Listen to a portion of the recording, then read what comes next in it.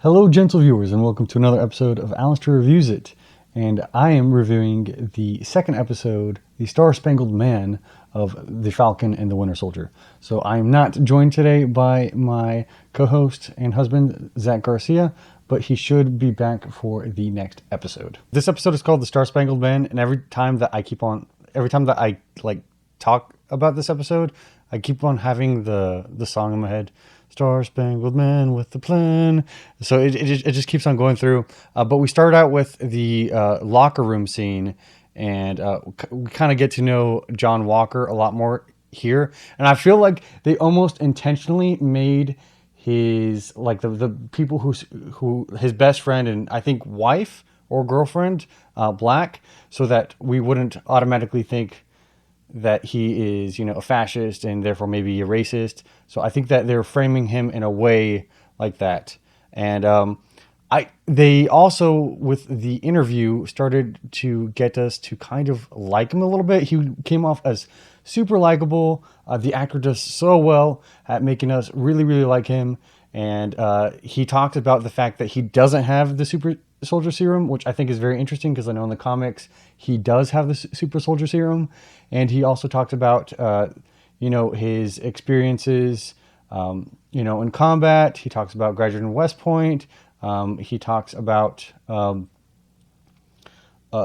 just kind of making himself likable. And you can tell because he's doing this publicity tour that kind of like Steve Rogers, he's not so much into the Captain America angle for, publicity, and more so wants to actually, make a difference, wants to actually fill the shoes of Captain America, which I know Sam and Bucky are having a lot of trouble with. But we do see Bucky watching this interview, and he looks so broken-faced while he watches this interview. And when John Walker says that Steve Rogers was kind of like a brother to him, oof, that broke Bucky. His face broke, and at that point, he decided to go find Falcon, and he confronts him. There's all these posters up, but he confronts Falcon. He's like, "Why did you give it up? Why this wasn't Steve's plan?" And Falcon, I think, for most of this episode, is kind of trying to justify the fact that he gave up the shield, but at the same time, not really liking the results of having given up the shield, while Bucky is just completely over it. He's completely over it this episode, and he feels like the legacy of his best friend has been completely tarnished by John Walker and by the U.S. government. And then he tells Sam that he's going to accompany him, and they fly off. It looks like they fly off to Germany. I know they flew off to a European country because I can tell by the license plates, but I think they flew off to Germany, and Sam jumps out of the airplane. Bucky's really upset with him because Sam doesn't make a plan. He's not the man with a plan. I think that's actually one of the lyrics for the actual song. And then Bucky decides he's going to jump out of the plane, and it's kind of like an homage. They keep on bringing it back to Steve Rogers, who would do this a lot, especially with his shield. But Bucky jumps out of the plane, and he doesn't do a superhero landing. He lands Black Widow style on his back. And I don't know how many times Marvel is going to do this, where they have these characters who keep on landing in exactly the same way as how Black Widow died. So I don't know if they're doing this on purpose or they're just doing it to re-traumatize us, but we'll see.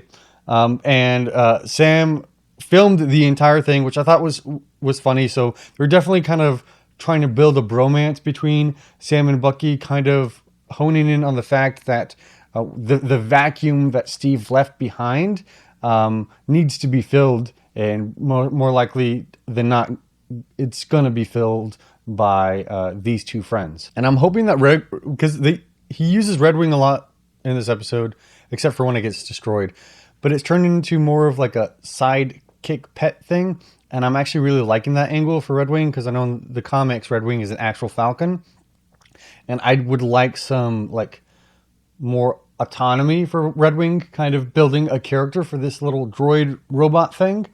And so I'm really liking that, and the relationship between Falcon and the Winter Soldier right now. But then they happen upon the Flag Smashers, and we get a really cool scene of Winter Soldier really showing off his super soldier serum by outrunning the trucks and jumping on. And then the actress who plays Morgenthau does a super good job about like just seeming super innocent and then just kicking Bucky's butt. And they go through. We've already seen a lot of this fight scene on the trailers, so it's for the most part it's not a big surprise until the new Captain America, John Walker, shows up on the scene with his trusty trusty partner, Battlestar. So, and I guess Battlestar is actually from the comic books too, but I'm not sure. I don't know much about Battlestar at this point, and we as an audience don't know much about Battlestar except for that he seems to be John Walker's best friend and now partner in justice, and they kind of help Falcon and the Winter Soldier a little bit. But Falcon and the Winter Soldier get pushed off, and they tumble romantically into the weeds. And we get this shot, and I'm like, I'm not sure how much they really enjoy queerbaiting in this show, or really in Marvel, especially with Sebastian Stan with Bucky. And I don't know, maybe it's just how Sebastian Stan just plays his character, that it just always seems like he could probably be in a relationship with anybody. Not sure about that, but it was a really interesting scene blockage for that. And I definitely think that a lot of people are going to be taking snips of that scene all over Twitter and those fandom pages. And then we have John Walker, who's actually really good for being just Captain America for a very small amount of time. He's actually really good with the shield, like crazy good with the shield.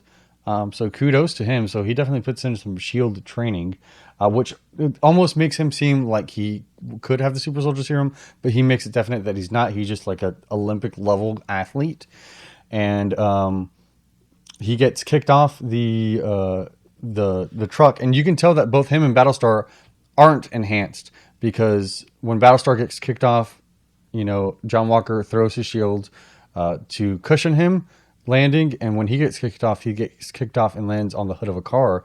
So because that would crush, that would definitely permanently injure anybody's body to just get kicked off like a truck like that. So they're definitely adding these edits so that they can work around him not being a super soldier at this point. But I'm guessing that he is actually going to become a super soldier towards the end of the series. And then they have this like kind of cool scene. I could tell that they're using a wide lens. My husband's going to be so proud of me for saying that. Wide lens for this scene with the Jeep, where they're trying to get Bucky and Sam to join Battlestar and the new Captain America in the back of the truck. And they finally join them, and they have this really, really cool, really, really funny discussion about like what's going on with the Flag Smashers and themselves. And Falcon, Sam is a lot more willing to be like the in-between guy, whereas Bucky doesn't give a freak at all, and he's just staring them to HE double hockey sticks.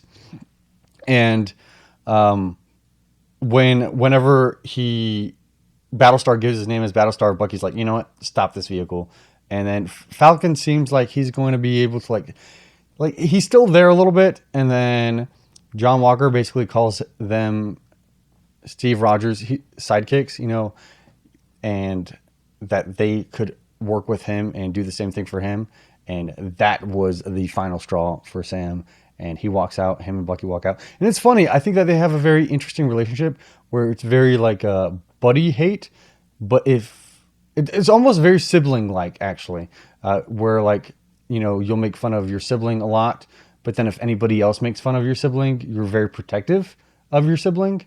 So I do see kind of a bromance relationship building between these two characters. And then we have the biggest reveal, I think, for this episode is Isaiah Bradley. When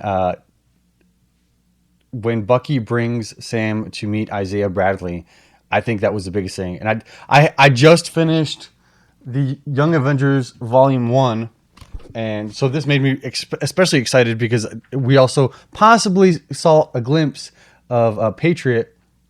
And I'm kind of hoping that the next Avengers movie might be a Young Avengers movie, because we got Billy and Tommy in WandaVision, where that was possibly Patriot in this last episode of the Falcon and Winter Soldier.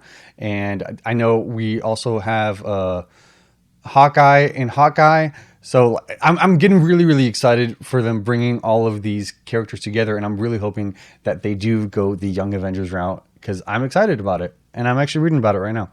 So, no, but we have Isaiah Bradley. And Isaiah Bradley he's upset. He's understandably upset. He has been treated like shit. He has been treated like badness by the U.S. government because he was basically just a lab rat for the U.S. government to see if they can recreate the super soldier serum after, Captain America goes missing. And a lot of this show is about the legacy of Captain America and what he means to people, the symbolism. But Isaiah Bradley is also part of that legacy. And now we're seeing a lot more of the darker elements of what surround the Captain America character, the Captain America persona, where we did have this, a black super soldier who was a Captain America and did do these huge feats, but nobody talks about it. It's swept under the rug, and not just swept under the rug. He was also put in jail for 30 years, poked and prodded to try to figure out how to replicate it.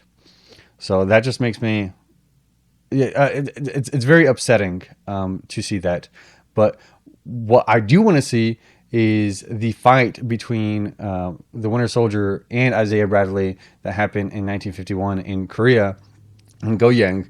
I think that would be a super cool cut, like an edit to put in there. And I'm hoping that they either revisit it this series, or if they do Young Avengers and talk about Patriot, maybe they could revisit it then too.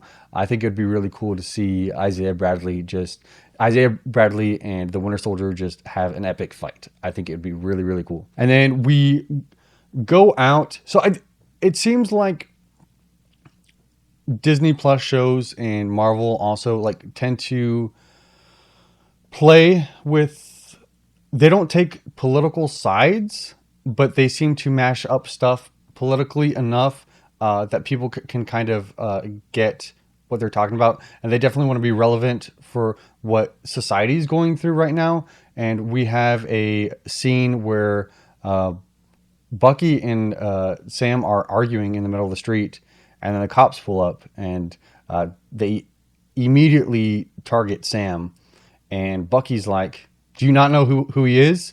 Bucky kind of gets into their face a little bit, and then the other cop tells the cop who was antagonizing that they're the Avengers, and he's like, "Oh, I'm so sorry, Mr. Wilson." So once he's recognized, as an Avenger, that's when he gets the respect. But before that, he didn't deserve any respect. It was completely. I think it was a very relevant scene. And then they arrest Bucky, ironically, because I guess he missed a therapy session. But John Walker releases him because he's already decided, kind of arrogantly, that Sam and Bucky are basically going to be his sidekicks. But the condition for the release is another therapy, a joint couples therapy session, which we see part of in the trailers. They do a stare contest. Oh my gosh, I think Sebastian Stan does such a good job in his acting for this, where he's like, oh yeah, I want a staring contest. And they link their legs together. And you can't tell me that this isn't queerbaiting. There's at a certain point where they're just flirting with it. And then they know what they're doing. They definitely know what they're doing. And I think that they have purposely, being vague about it. I know one of the screenwriters was asked whether Bucky is queer or bisexual, and they refused to comment. So I don't think that they're going to make him queer or bisexual. I just think that they want people to think what they want to think, so that more people can watch it. Because people I even saw comments on that. They're like, "Oh, don't ruin Bucky! Don't ruin Bucky! Don't ruin Bucky!" Bucky has been the most queer-coded character in the entire MCU. You know, he's more gay than Valkyrie, you know, at this point. And I just give it to us. I think just give it to us. Just give it to us. And but I'm not saying that we should have a Sam and Bucky. If we do, amazing. Or if they just have a bromance relationship, awesome too. I'm just saying that my husband gets onto me a lot for the Stucky thing, but I think that there's definite evidence for, you know, for Bucky's queerness. But we do see a very real moment from Bucky in this episode where Falcon is like, why do you care so much? Like, why do you care so much? And Bucky's like, well, because if Steve was wrong about you, then he was wrong about me. And that, I think, was one of the threads in his head that has kept him together for so long, especially after Captain America and the Winter Soldier, is that Steve believed in him. You know, Steve had faith in Bucky, and that's what sustained him. And with that faith being shaken, with Steve's legacy being shaken, Bucky doesn't know what to do. But they end the session angrily, saying they're just going to do this one last thing and just part ways. And they leave. And when they leave outside the prison, John Walker like arrogantly plays the. I don't know who doesn't cringe whenever they hear sirens, but he plays the sirens to get them to come together. And he talks about, hey, you know, let's do this together. And Bucky is not about it. He's like, do you even know where Morgenthau is? Do you even know anything like this? He gets in his face. He's definitely antagonizing John Walker, whereas Falcon is more, again, in between, kind of being the middleman.